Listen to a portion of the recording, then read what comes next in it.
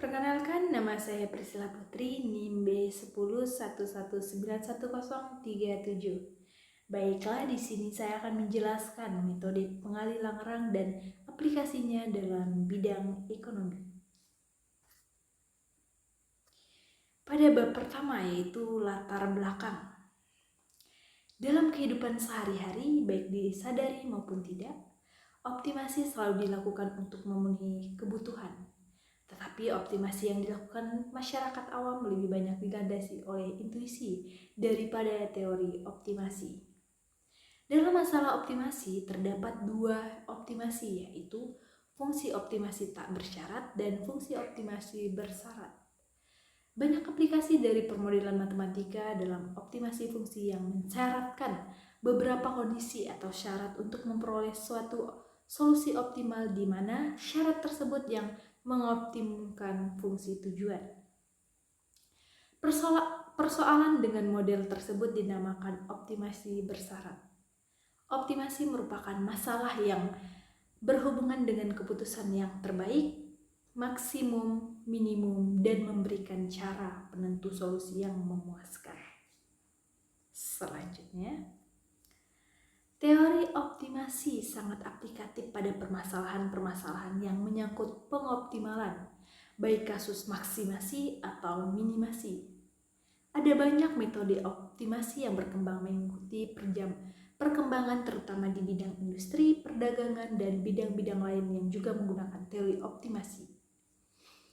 Metode pengaliran rang atau multiplier rang adalah sebuah teknik yang dapat digunakan untuk menyelesaikan masalah optimasi dengan kendala persamaan.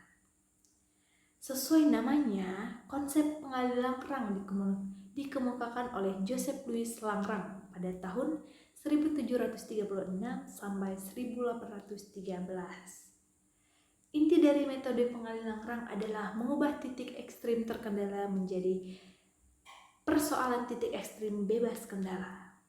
Teori pengaliran rang digunakan untuk menangani optimalitas dari permasalahan program non-linear. Selanjutnya, metode pengaliran rang merupakan salah satu cara yang dapat digunakan untuk menentukan titik ekstrim suatu fungsi berkendala, di mana kendalanya berbentuk persamaan. Metode pengaliran rang paling banyak dipakai dengan pertimbangan prinsip kerjanya yang sederhana dan mudah dimengerti. Untuk menentukan nilai ekstrim fungsi berkendala tersebut, digunakan metode pengaliran rang, yaitu dengan cara membentuk sebuah fungsi baru yang merupakan penjumlahan dari fungsi yang hendak dioptimumkan ditambah hasil kali pengaliran rang atau lambda dengan fungsi kendalanya. Metode pengaliran rang digunakan untuk memperoleh maksimum atau minimum dari fungsi dengan pembatasan berbentuk persamaan. Selanjutnya, rumusan masalah. Bagaimana mencari nilai optimum suatu fungsi optimasi bersyarat dengan menggunakan metode pengaliran rang dan menerapkan metode pengaliran rang untuk menyelesaikan masalah optimasi bersyarat di dalam bidang ekonomi. Adapun tujuan dari rumusan masalah di atas yaitu untuk mengetahui penggunaan metode pengaliran rang dalam menentukan nilai optimum suatu fungsi optimasi bersyarat dan menyelesaikan masalah optimasi bersyarat di dalam bidang ekonomi. Selanjutnya, memasuki bab 2 yaitu tinjauan pustaka. Metode Langrang. Menurut Alba C. Chiang tahun 2005 dalam buku yang berjudul Fundamental Methods of Mathematics Economics menyatakan bahwa metode pengaliran rang adalah sebuah teknik dalam menyelesaikan optimasi dengan kendala persamaan.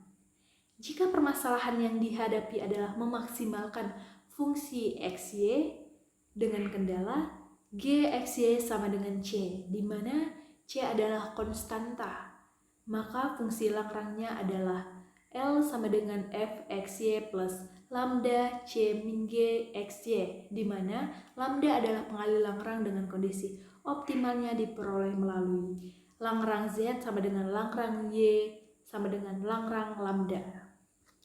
Selanjutnya, menurut Prayudi tahun 2009 dalam buku yang berjudul Kalkulus Lanjut menyatakan bahwa salah satu metode untuk mengatasi masalah ekstrim terkendala adalah metode pengalih Langrang.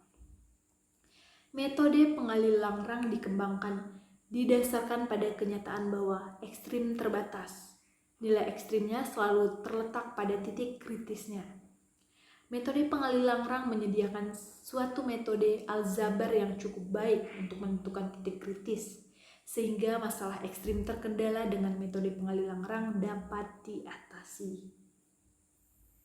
Selanjutnya, metode Langrang multiplier adalah suatu metode yang memperoleh nilai-nilai maksimum relatif atau minimum relatif dari fungsi X dan Y yang dipengaruhi oleh kondisi persyaratan G, X, Y sama dengan 0. Terdiri dari pembentukan fungsi penolong.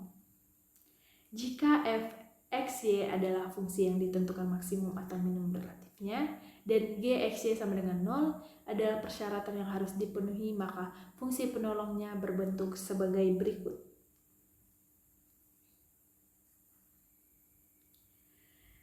Lanjut, fungsi penolong f, x, y adalah fungsi dari 3 variabel x, y, dan relatif dari f adalah juga merupakan maksimum atau minimum relatif dari fungsi x, y dengan persyaratan g, x, y sama dengan 0. Maka harus dipenuhi persyaratan sebagai berikut. Setiap penyelesaian dari sistem persamaan ini adalah suatu nilai kritis dari fungsi X dan Y. Selanjutnya, metode Langrang multiplier adalah suatu metode yang memperoleh nilai-nilai maksimum relatif atau minimum relatif dari fungsi X, Y yang dipengaruhi oleh kondisi prasyarat G, X, Y sama dengan 0. Terdiri atas pembentukan fungsi penolong sebagai berikut. Lanjut, maksimum dan minimum. Suatu fungsi dikatakan memiliki maksimum lokal atau maksimum relatif di C jika fungsi C lebih besar dari sembarang nilai f, x lainnya dari x sekitar C, dan dikatakan memiliki minimum lokal atau minimum relatif di C jika fungsi C lebih kecil dari sembarang nilai fungsi X lain untuk X sekitar C. Maksimum mutlak atau maksimum global dari X adalah nilai yang paling tinggi dari seluruh nilai-nilai fungsi tersebut. Dengan kata lain, F dikatakan memiliki maksimum mutlak atau maksimum global di C jika fungsi C lebih kecil dari fungsi X untuk semua X di D, di mana D adalah daerah asal dari F dan fungsi C, disebut nilai maksimum F pada D.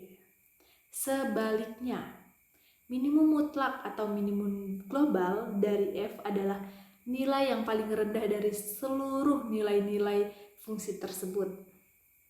Dengan kata lain, F dikatakan memiliki minimum mutlak atau minimum global di C jika fungsi C lebih kecil dari fungsi X untuk semua X di D, di mana D adalah daerah asal dari F dan fungsi C tersebut, nilai minimum F pada D. Jika F memiliki maksimum atau minimum lokal di C, maka C titik kritis F. Jika tidak memiliki maksimum atau minimum dan memiliki kemiringan 0 di C, maka ada titik belok. Lanjut, pengalih Langrang dan aplikasinya. Masalah optimasi memainkan peran penting di dunia nyata. Banyak kegiatan optimasi yang dilakukan baik pada bidang ilmu pengetahuan, teknik, ekonomi, atau kejadian dalam kehidupan sehari-hari. Kegiatan tersebut dapat diformulasikan secara matematis, yaitu mencari nilai minimum atau maksimum dari fungsi objektifnya. Untuk masalah optimasi tanpa syarat disebut optimasi tanpa kendala, dan untuk masalah optimasi bersyarat disebut optimasi berkendala. Masalah optimasi berkendala dapat diformulasikan sebagai berikut, di mana GH adalah faktor fungsi. Variabel-variabelnya terbatas pada daerah layak yang mengacu pada titik yang memenuhi kendala. Selanjutnya, masalah optimasi tanpa kendala dapat diselesaikan dengan teori titik stasioner, yaitu syarat perlu agar fungsi objektif f dalam kurung x1 sampai xn tutup kurung mempunyai nilai ekstrim adalah adanya titik kritis. Titik kritis stasioner adalah titik di mana gradien f sama dengan 0. Setiap turunan parsial dari fungsi f nilainya 0. Salah satu metode yang digunakan untuk menyelesaikan masalah optimasi dengan kendala adalah metode substitusi. Namun demikian, metode ini hanya dapat digunakan pada masalah optimasi dengan kendala persamaan. Tetapi metode ini tidak selalu membawa hasil bila mana kendala melibatkan lebih dari satu persamaan kendala, sedangkan masalah optimasi berkendala yang sering timbul dalam masalah nyata batas atau kendalanya tidak hanya satu fungsi. Metode substitusi juga sering tidak dapat menyelesaikan sebagian besar masalah optimasi dengan menggunakan fungsi nonlinier. Hal yang sering timbul adalah tidak mudah untuk menentukan titik kritis dari fungsi yang ada. Selanjutnya, metode pengali Langrang dikemukakan oleh Joseph Louis Langrang menyajikan sebuah metode alternatif untuk menyelesaikan masalah optimasi dengan kendala nonlinier. Metode ini mampu menyelesaikan masalah dengan kendala persamaan dan pertidaksamaan. Metode ini dikembangkan berdasarkan pada kenyataan bahwa masalah optimasi dengan kendala nilai ekstrimnya terletak pada titik kritis. Metode Langrang ini menyediakan suatu metode aljabar yang cukup baik dan menentukan titik kritis, sehingga masalah ekstrim terkendala dengan metode ini dapat diatasi. Pada bab ketiga yaitu metode penelitian. Yang pertama, menentukan masalah. Baik, dalam tahap ini dilakukan mencari sumber pustaka dan memilih bagian dalam sumber pustaka tersebut yang dapat dijadikan sebagai permasalahan. Yang kedua yaitu merumuskan masalah, di mana tahap ini dimaksudkan untuk memperjelas permasalahan yang telah ditemukan, yang yakni bagaimana penerapan metode pengali Langrang untuk menyelesaikan masalah optimasi di dalam bidang ekonomi. Yang ketiga yaitu jenis data. Jenis data yang digunakan pada penelitian ini ialah data kuantitatif. Data kuantitatif adalah jenis data penelitian yang berupa angka ataupun bilangan. Jenis data ini dapat diolah serta dianalisis dengan perhitungan matematik statistik. Yang keempat yaitu sumber data. Dalam sumber data ini yang digunakan dalam penelitian yaitu data sekunder. Data sekunder merupakan informasi yang diperoleh tidak secara langsung dari narasumber, melainkan dari pihak ketiga. Data sekunder yang diperoleh berasal dari beberapa sumber internet. Selanjutnya yang kelima yaitu studi pustaka. Dalam tahap ini dilakukan kajian sumber-sumber pustaka dengan cara mengumpulkan data atau informasi yang berkaitan dengan permasalahan, mengumpulkan konsep pendukung seperti definisi dan teorema, serta membuktikan teorema-teorema yang diperlukan untuk menyelesaikan permasalahan, sehingga didapat suatu ide mengenai bahan dasar pengembangan upaya pemecahan masalah. Yang keenam, lokasi dan waktu.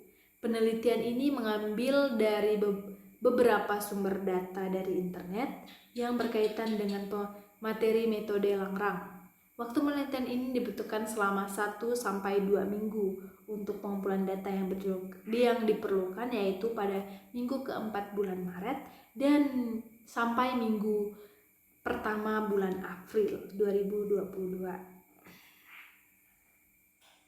Sekian dari presentasi saya hari ini. Jika ada salah kata, mohon maaf. Saya ucapkan banyak terima kasih.